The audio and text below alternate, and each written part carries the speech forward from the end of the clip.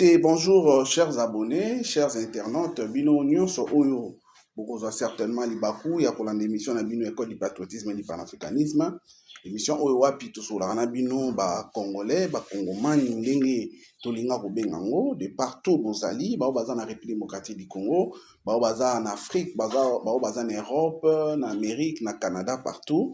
Alors, tombeli na bino boyoki bolamu émission na bino oyo wapi toyaka à chaque fois kosola na bino ba sujet d'actualité mais seulement tosukaka wana te parce que boyebi politique na biso eza tolobeli sujet d'actualité tosali ba analyse à part yango tolingaka beaucoup plus to lobela aspect beaucoup important au tobengi éveil patriotique non changement de mentalité ya ba congolais donc tolingaka un peu tolamusa ba congolais de partout bazali ba ndenge ni bakosala pour que premièrement balinga mboka na bango et surtout ba contribuer na développement ya mboka yango oyo tobengi République démocratique du Congo en particulier et l'Afrique qui est notre continent en général. Alors, sans plus tarder, sujet d'actualité aux Armées et Belé, tout un peu pour ramasser, nous allons analyser, comme vous le savez bien, la pression au qui n'a pas pu supporter. Il a jeté l'éponge, c'est-à-dire au moment où nous disons, il a démissionné de son poste, il y a deuxième vice-président, il y a Assemblée à Sénat, il a jeté l'éponge. Vous voyez que déjà d'ici là, la République démocratique du Congo qu'on s'est préparé pour nous relancer déjà campagne, il y a conquête, il y a poste Mounen et secrétaire général, il y a OIF, Wapi République démocratique du Congo et aligné qui Juliana, Lumumba, moi, il y a héros national Lumumba, Wapi président de la République d'ailleurs, a préparé qui soirée des galas encore, ou a présenté qui officiellement n'a pas membre nyonso, soit n'a pas diplomate nyonso, Oyo, Baza, il y a OIF, ou soit il y a espace francophone, où va participer à l'élection, il y a secrétaire général, il y a OIF, alors le président de la République a préparé déjà campagne encore, il y a Makassi avec un seul objectif, il y a République démocratique du Congo et gagner, ou soit ils a élu, na poste il y a secrétaire général, il y a OIF. Et il y a d'autres sujets d'actualité où nous allons quand même ramasser, enfin de parler aux Congolais, aux vrais Congolais qui aiment leur pays, afin qu'ils puissent voir ce qu'ils peuvent toujours savoir d'abord de leur pays et surtout comment est-ce qu'ils peuvent investir pour que ces derniers puissent aller de l'avant. Alors sans plus tarder, Bandekonanga, Tolobaki Yango, Balbaga, Munokonabiso Nganga, nous l'avions dit, que la sortie médiatique de Bahati Lukwebo allait lui coûter cher. Batumingi, Bameka Kokumisa, non, il s'est encouragé, il a dit tout haut, ce que beaucoup de gens disent tout bas, ainsi de suite, beaucoup de gens l'ont encouragé. Comme d'habitude, les Congolais, ils ne savent qu'encourager les gens dans le mal. Quand quelqu'un fait quelque chose, une bêtise, selon une ligne de conduite ou selon une réalité qui est connue dans le monde entier, ou particulièrement ce qui est connu dans nos sphères politiques, au lieu de recadrer la personne, au lieu de lui dire qu'il s'est très mal comporté, malheureusement, nous les Congolais, nous avions toujours eu tendance à défendre, ou soit à chercher peut-être à dire que la personne en question a raison. Alors qu'en réalité, ce n'est pas ça. En réalité, ce n'est pas ça parce que dans le monde politique, il y a beaucoup de réalités qu'il faut connaître. Beaucoup alors. Beaucoup. Si vous ne maîtrisez pas ces réalités, si vous ne maîtrisez pas ces rouages politiques, mettez-vous en tête, mes frères et sœurs, vous risquerez de payer cash. Et malheureusement, c'est ce qui est arrivé à Bahati Lukwebo parce que nous l'avions dit, étant membre du présidium, il ne pouvait pas arriver, ou soit arriver jusqu'à ce point-là. Il n'y pouvait pas. Parce que, d'abord, il est deuxième vice-président de l'ensemble du Sénat. En tant que deuxième vice-président du Sénat, il a des avantages. Si, par exemple, il demandait l'audience au président de la République, le président ne pouvait pas lui refuser. D'abord, en tant que deuxième vice-président du Sénat. Et deuxièmement, en tant que membre du présidium du Sénat, membre du présidium plutôt de l'Union sacrée, il avait toujours la possibilité d'approcher le chef de l'État ou d'approcher l'Union sacrée, soit à travers son secrétaire permanent ou encore on pouvait peut-être convoquer une réunion où on pouvait débattre, comme on l'a toujours dit, en famille. Il faut débattre, il faut se dire des choses peut-être des fois qui fâchent. Mais néanmoins, vous les dites avec un seul objectif, de recadrer des choses, ou soit de voir comment est-ce que les débats peuvent être démocratiques au sein de votre famille politique. Ça, c'est tout à fait normal. Nous l'avions d'ailleurs vu avec surtout, par exemple, l'IDPS que nous voyons. L'IDPS, entre eux, il y a des incompréhensions. C'est vrai qu'on peut dire gauche-droite, mais ils se disent des vérités en famille. En famille. Et au moment où nous parlons, à un moment donné, le chef de l'État joue souvent ses rôles d'arbitrage, afin de recadrer des choses. Et, chers amis, c'est ce qui est important. C'est ce que nous devons comprendre, ce que nous devons retenir dans le monde politique. Malheureusement, Bahati, jusqu'au jour d'aujourd'hui, on se pose la question, qu'est-ce qui lui a poussé à dire ça? C'est vrai que même ces députés nationaux, même ces députés, ces sénateurs, les DG, beaucoup de gens qui sont membres de l'AFDC, ils ont été surpris par la réponse qu'il avait donnée à ces journalistes-là. Or, même si c'était une question, ils pouvaient l'esquiver en disant peut-être que oui, mais je pense que cette question c'est bien bon, mais en tant que membre de l'Union sacrée, en tant que membre du présidium de l'Union sacrée, ce sont des choses que nous allons en parler en famille. Il allait couper court, mais malheureusement, il a profité de cette occasion pour donner sa position, qui est apparue contraire à la vision du chef de l'État, lui qui est l'autorité des références, l'autorité politique de l'Union sacrée. Et c'est l'Union sacrée qui dirige le pays aujourd'hui, sous la vision du chef de l'État. Donc, aller à son encontre, ça prouve réellement que non, tu n'es pas, tu n'as pas le même esprit, soit tu ne veux pas accompagner le chef de l'État. Et ça, c'est quelque chose que nous devons comprendre. Et je pense que ça doit interpeller d'autres politiques qui sont restés. Ça doit les interpeller. Chers frères, vous pouvez créer votre parti politique, mais s'il y a des gens qui viennent adhérer, ils adhèrent à une vision. Et si cette vision n'est plus respectée et que vous pensez que vos intérêts privés doivent primer par rapport à l'intérêt général de votre plateforme ou de votre structure politique, vous vous trompez. Hein? Vous vous trompez parce que ces gens-là qui vous suivent ne sont pas des petits gamins. Ce ne sont pas des gens qui n'ont pas de position, ce ne sont pas des gens qui ne savent pas réfléchir. Non. Détrompez-vous, ce sont des intellectuels, ce sont des gens qui réfléchissent.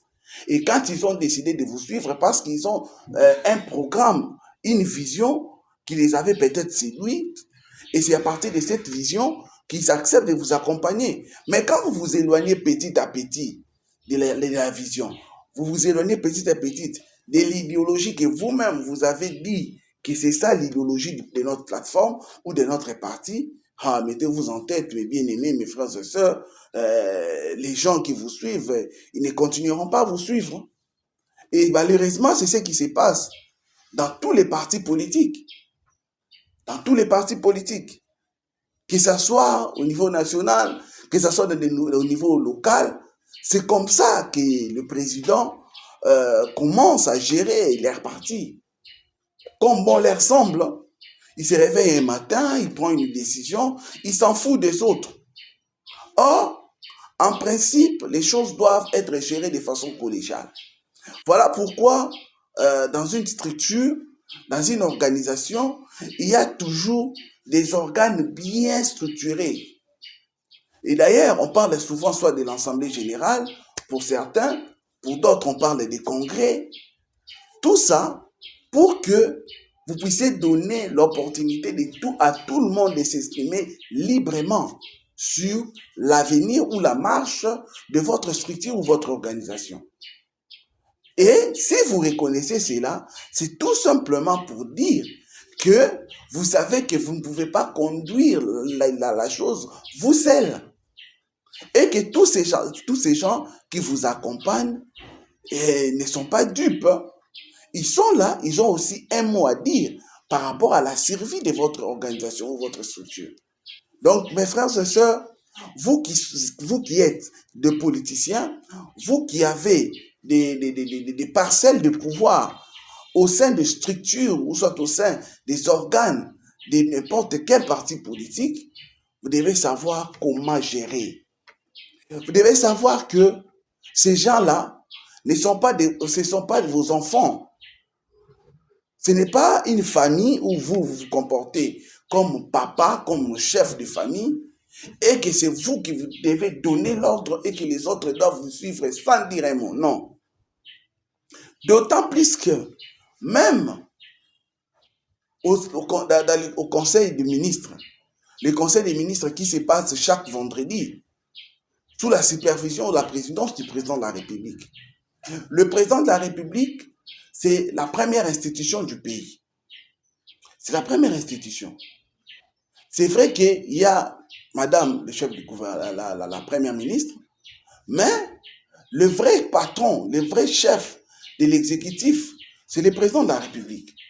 Voilà pourquoi c'est lui qui dirige les conseils des ministres. Et malgré que c'est lui qui dirige et qu'il a une vision, mais lors des conseils des ministres, nous avions toujours appris qu'il y a des débats houleux qui se déroulent. Il y a des débats houleux qui se déroulent, mes frères et sœurs. C'est pour dire qu'ils ne sont pas d'accord à 100% sur ce que le président veut faire peut-être pour le pays. Et ils sont là, ils réfléchissent ensemble. Ils posent des questions et au finish, ils votent et ils optent la décision de la majorité. C'est ça la démocratie, c'est pire et simple. Mais quand vous pensez que vous avez la pensée unique et que tout le monde doit obligatoirement et nécessairement adhérer à votre vision sans vous contredire, non, là vous vous trompez. Là vous vous trompez grandement. Voilà pourquoi mes frères et sœurs, nous devons comprendre, vous devez vous inspirer de ce qui s'est produit ou soit de ce qui s'est passé pour Bahati. Et vous devez comprendre, aujourd'hui là, il y a une série de désaveux. Il y a une série de rejets qui se passent au sein de sa famille politique. Et on se pose la question, est-ce que Bahati Lukwebo ne sera plus l'ombre de lui-même? On ne sait pas. Donc nous ne sommes pas arrivés là, mais je crois déjà, il a perdu grand. Et dans cette sortie médiatique, il a compris que peut-être cette intervention de 4 ou 5 minutes lui a coûté presque sa carrière politique. Et il s'est dit que non, il continue à soutenir les chefs de l'État. Venons voir parce que nous savons qu'ils ont toujours cette habitude-là. Et si le président de la République lui laisse le temps et qu'il sort, après quelques temps, peut-être on va apprendre qu'il est à Goma. Pourquoi pas? Parce qu'il ne sera pas la première personne à faire cela. Mais nous osons croire que sa soi-disant loyauté au chef de l'État n'est pas verbale et qui soit réelle. Et que dans les jours qui viennent, il ne va pas nous contredire parce que il y a déjà quelqu'un qui jusque-là, malgré il y a beaucoup de gens qui lui mettent en doute, Vital Kamerhe, il est resté là assis. Malgré qu'il a été défenestré de l'Assemblée nationale, il est toujours là, au sein de l'Union sacrée. D'ailleurs, on l'a même vu lors du lancement de rentrée parlementaire par le président de l'Assemblée nationale, Aimé Bouchi, qui est son remplaçant. Nous l'avions vu, il était présent. Et ça, c'est de la hauteur. C'est ce que nous voulons chez les Congolais, qui puissent comprendre que le pouvoir a un temps. Ça peut partir, mais cela ne dit pas que non, vous devez tout casser pour dire que soit moi ou personne. Là, ce n'est pas une bonne chose. Donc, mes frères et sœurs, ça c'était d'entrée des jets. C'était vraiment d'entrée des jets pour que vous puissiez comprendre ce qui se passe. En politique, il y a des erreurs qui se payent cash. En politique, il y a des erreurs à éviter. En politique, on ne parle pas seulement pour parler, mais on parle tout en réfléchissant, en disant que ce que je suis en train de dire, est-ce que ça ne va pas jouer à ma défaveur? Malheureusement, c'est ce qui est arrivé à Modeste Bahati. Donc, à part ça, vous devez comprendre aussi que la politique, c'est un monde de coups bas. C'est un monde de coups bas. Peut-être M. Bahati avait ses agendas cachés et qu'il pensait peut-être qu'il pouvait faire du chantage au chef de l'État. Malheureusement, cela n'est pas arrivé. Cela n'est pas arrivé. Et qu'aujourd'hui où nous parlons, ça a mal tourné pour lui et il a payé cash comme nous aimons les dire. Alors, passons maintenant au sujet de l'OIF. L'OIF, qui est l'Organisation internationale de la francophonie, où la République démocratique du Congo est considérée comme le premier pays francophone.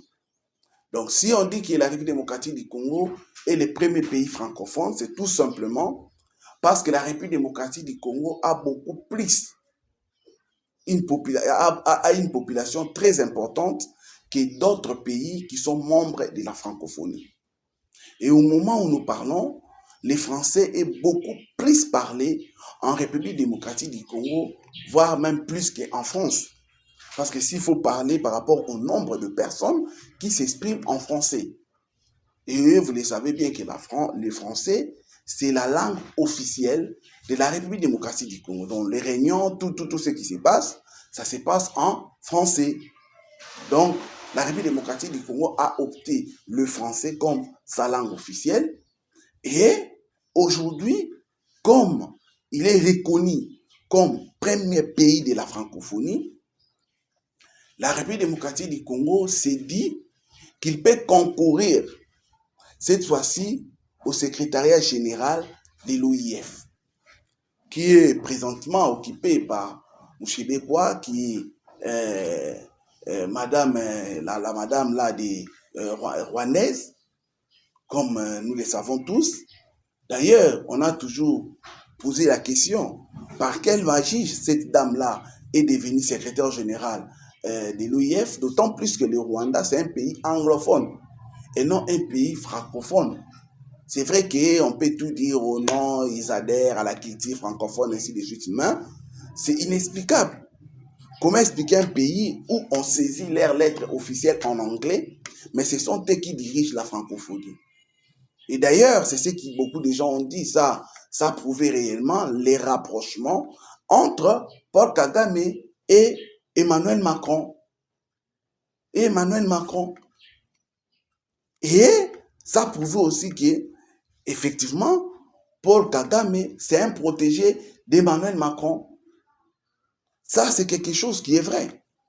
Mais aujourd'hui, la République démocratique du Congo, avec sa diplomatie agissante, avec son ambition de se réveiller, de s'imposer comme un pays qui doit être là où les grandes décisions du monde est en train d'être prises, avec la présidence sous le leadership du chef de l'État, Félix-Antoine Tshisekedi, ils ont jugé bon qu'il faut que la RDC puisse concourir au poste du secrétaire général.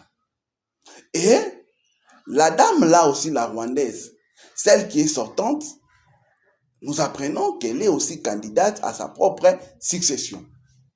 Et pour nous, je crois que c'est aussi un test. C'est vrai que nous disons que nous sommes en train de gagner des dames et des pions à Paul Kagame, mais ça, ce n'est plus à démontrer parce que aujourd'hui où nous parlons, les représentants du Rwanda et de la République démocratique du Congo étaient aux États-Unis pour évaluer jusque-là pourquoi est-ce que l'accord de Washington peine à être mis en exécution. Surtout la décision qu'on avait dit que le Rwanda doit quitter les sols de la République démocratique du Congo. C'est vrai que eux conditionnaient cela pour que les FARDC, soit la République démocratique du Congo, puissent neutraliser les FDLR. Et cette posture aujourd'hui, ça ne tient plus debout. D'autant plus que l'endroit qui est aujourd'hui occupé par l'FC M23 avec leurs parrains Paul Kagame et le Rwanda, c'est en principe ces endroits-là qui sont logés ou là où vivent les soi-disant FDLR. Or, en réalité, ce sont eux qui devaient les neutraliser. Parce que j'ai toujours été contre cette campagne. Pourquoi?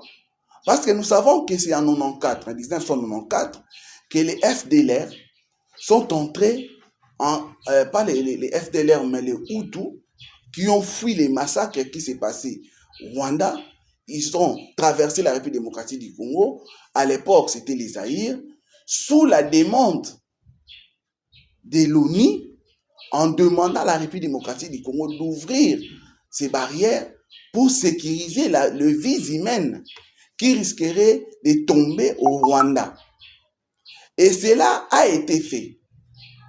Le président de la République de l'époque, Mobutu, avait répondu favorablement à cette demande.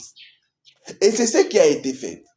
Malheureusement, ces gens-là sont entrés avec les armes, avec tout ce qu'ils avaient. Ils n'ont jamais été... on les a jamais désarmés. On n'a jamais fait en sorte que l'on puisse enlever tout ce qui pouvait créer préjudice demain. Et malheureusement, cela a été comme alibi pour Paul Kagame afin de justifier sa présence en République démocratique du Congo. Mais l'histoire nous dit ceci, que Paul Kagame, que nous voyons, avait accompagné l'AFDEL de 96 à 97. Et quand il venait, ils avaient détruit, ils avaient incendié le camp des réfugiés de Hutus. C'est connu par tout le monde. Personne n'est ignorant. Donc j'ose croire, ou soit vous allez accepter avec moi, que déjà, en ce moment-là, ils avaient la possibilité de mettre fin à ce soi-disant FDLR. Et c'est FDLR qui existe toujours dans la pensée de Paul Kagame, parce que depuis 1994 jusqu'à aujourd'hui, aucune commune, aucun quartier de Rwanda n'a été dérangé par ces FDLR-là. En 98, quand Mouzé Laurent Désiré Kabila a pris la décision de dire à tous les Rwandais de rentrer chez eux, juste après leur retour, ils ont créé les RCD. Et quand ils ont créé les RCD, ils ont encore récupéré cette grande partie de l'Est pendant beaucoup de temps, sous la direction de Paul Kagame. En ce moment-là aussi, ils avaient la possibilité, une fois de plus, de neutraliser ces FDLR. Ils ne l'ont pas fait. Et aujourd'hui aussi, d'ailleurs avant aujourd'hui, il y a les M23 de 2012 qu'on a toujours dit qu'ils ont été défaits. Avant même les M23, il y a les CNDP avec Kunda Batware. Ces gens-là, ils ont encore occupé toujours la partie est de notre pays, où ils avaient la possibilité de neutraliser une fois de plus encore ces soi-disant FDLR, mais c'était pas fait. Jusqu'à ce que leur propre ambassadeur qui a dit publiquement qu'aujourd'hui les FDLR en République démocratique du Congo, c'est une force résiduelle. Ils ne représentent plus une menace pour la stabilité du Rwanda. Et là, on parle d'un ambassadeur. Et il a dit ça haut et fort. Mais pourquoi est-ce que on voulait toujours continuer à donner des béquilles à Paul Kagame sous prétexte que non, il est en train de sécuriser son pays? Ça, c'est un faux débat. Et aujourd'hui, malheureusement pour lui, ce débat est devenu obsolète. Ce débat est devenu empirique. C'est devenu dépassé. Donc, Kagame a compris, c'est là. Et aujourd'hui où nous parlons, avec la rencontre qui s'est passée à Washington, ils ont accepté de quitter le sol congolais. C'est ce que nous voulons. C'est vrai que d'autres personnes ont dit qu'ils vont quitter progressivement, mais nous avions voulu à ce qu'ils puissent quitter définitivement, parce que ça, ce n'est pas leur pays. On n'a pas besoin d'eux. Nous n'avons pas besoin sur notre sol. Voilà pourquoi je vous ai toujours dit, vous, qui avait souvent sous-estimé Félix-Antoine Tshisekedi. Vous allez voir dans les recommandations là, dans les décisions qui ont été prises dans cette réunion, on insiste sur une chose. Si la souveraineté de la République démocratique du Congo est non négociable, l'intégrité territoriale de la République démocratique du Congo doit être respectée par tout le monde. Et déjà ça, c'est un clébois. C'est un clébois comme nous aimons le dire. Donc, tout ce que les Rwandais pouvaient avoir comme ambition, comme projet, de déstabiliser, soit d'occuper même un seul centimètre en République démocratique du Congo, malheureusement, leur rêve là va rester réellement rêve. Parce que ça ne se concrétisera jamais. Félix Tshisekedi les a mis pression et aujourd'hui, le monde entier ne jure que sur la souveraineté de la République démocratique du Congo. Le monde entier ne jure que sur l'intégrité territoriale de la République démocratique du Congo. Et aujourd'hui, nous savons, parce que beaucoup de gens peuvent dire, mais pourquoi est-ce que vous voulez que les Rwandais quittent? Parce que nous savons que l'M23, l'FC M23, c'est un coquille vide. Il ne représente rien. Aujourd'hui, sans appui militaire, politique et stratégique du Rwanda, ces gens-là ne vont plus exister même pendant une semaine ou 2 semaines. Ils ne vont plus exister. Voilà là où j'apprécie l'intelligence et la sagesse politique de Félix-Antoine Tshisekedi. Il est allé combattre les mal à partir de la racine. Il a vu que non, si il arrivait à mettre mal à l'aise, ou soit à pousser les Rwandais à reconnaître d'abord sa responsabilité par rapport à l'agression de l'Est, et deuxièmement, s'il pousse les Rwandais à déclarer publiquement qu'ils connaissent quelque chose par rapport à ça, ça sera l'alibi pour lui de les combattre politiquement et qu'au finish, le Rwanda sera obligé de quitter les sols de la République démocratique du Congo. Heureusement, tous les calculs savement planifiés de Félix Tshisekedi a porté ses fruits. Et aujourd'hui où nous parlons, ce n'est plus à démontrer, mes frères et sœurs. Ce n'est plus à démontrer. Vous avez vu, vous avez compris que Félix Tshisekedi y est arrivé. Voilà pourquoi, pour le président de la République, le poste du secrétariat général de l'OIF, c'est très important.